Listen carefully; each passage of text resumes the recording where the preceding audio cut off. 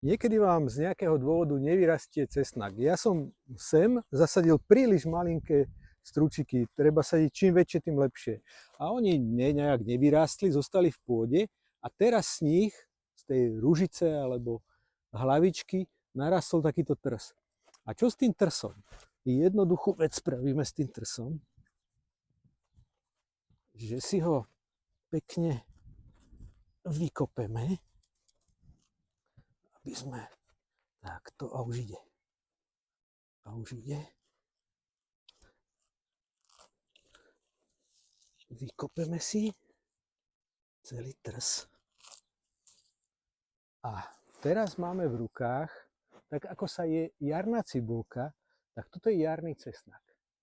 Pekne s maslovým chlebom, alebo nasekať ako posýpku do polievky zelenú. Rôzne spôsoby sú.